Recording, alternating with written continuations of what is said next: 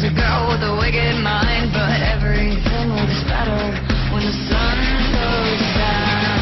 I had everything, opportunities for eternity, and I could belong to the night. Your eyes, I can see in your eyes, Am I gonna I have heard your kids? kids screaming over there on the other side. Gosh, today. what kind of pressure? Did you want? You said you wanted more kids. I've been married for 5 days. Hey, listen, chop, Reese, chop. Get to it. The Can we tabloids let are it waiting. marinate for a second? We said last time we spoke that you thought about having more kids. Now that you're married, you know. I'll let you know as soon as I figure Call it me. out. I will. Like Facebook. I'm gonna text Send you. it on Facebook. I'm not like ding you. You're a cool. Facebook. You're, Whatever. poke. Ding It's you. poke. I'm not gonna do that to you. No, Okay. watching the movie, you were very brave. I don't know if you did your own stunts or not, but you were. There was one thing where the elephant was like up on its hind legs. Yes. Was that you? Yeah, that's me. You're not afraid. Well, no, I was afraid initially, yeah, against my better instincts, I actually, did that performance and that routine. But no, it was cool. It was really fun. You did a great job. It's like a James Dean moment. It's like I see. Like I'm old enough to know when Paul Newman started and Clint Eastwood and all that stuff. How did you pull this off? And why this role? I don't know. It's just a kind of. I don't really like anything, and so People.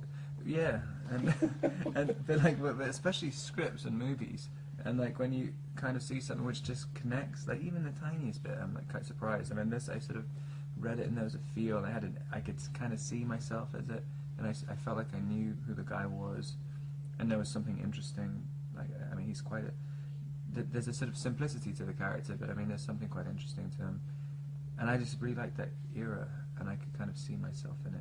But I don't know. Good. If you just work with really great people, it's just easy. I mean, you said you liked the era. I saw that someone said that you like vintage stuff too. There's really cool leather jackets you had on in the movie. Is that yours? No, that's an imitation of Steve McQueen's jacket from The Great Escape. It was Like it's really exact replica. cool. Did you keep it? Yeah, Good man. but it's so intense, like you literally can't wear it anywhere. It's like I it looks know, like you're wearing an it's antique.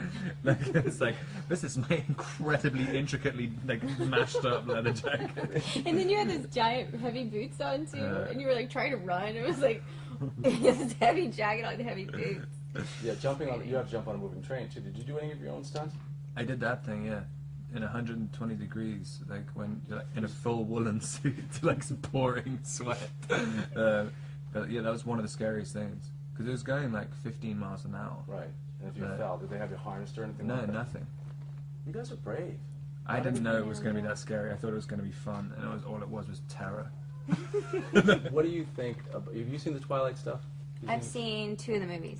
Yeah. And from a professional standpoint, I mean, I think he's got a huge crowd of women that already love him. But don't you think older women are going to love him now? What do you Old get? ladies like you. No, Reese, come on. You mean like me? No, Reese, what I'm saying is, as a professional who's Recover, been in the please. business long. Compliment me, please. You look beautiful Thank today. you so And you know much. what? The relationship with you two, you're both broken human beings. You know, you were left in the movie. I guess you were born on a bus or something, or on a train. You were born on a train. And you left on the train a paper bag or newspapers.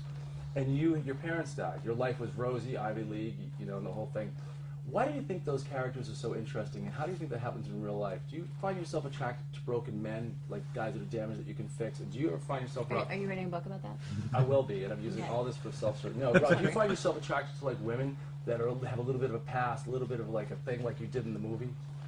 I think certainly every character, you want characters to have dimension and background, and I think, playing sort of flat one-note characters is no fun for anybody, and, I think the characters in this movie all, are suffering a loss. I mean, it's also the 1930s in America and during the Depression, and there's a sort of pallor of loss over the whole film, of a broken country, and Right. I think... I think it's very interesting in real life, people, Right. that have that kind of experience, and I think it just makes you more interesting. How do you think art imitates life? Is that the expression? Art imitates life. You know what I'm saying? Like, why do you think that happens in real life? What, if broken people Get together. look to each other? Because people who aren't broken can't be bothered to listen to this stuff. Like, Right. Exactly. It's like, blah, blah, stop complaining about your dead parents. No, really. Well, actually, I think that's kind of the case. No, I don't know. I mean, you know, you always kind of look to people with shared interests, I guess.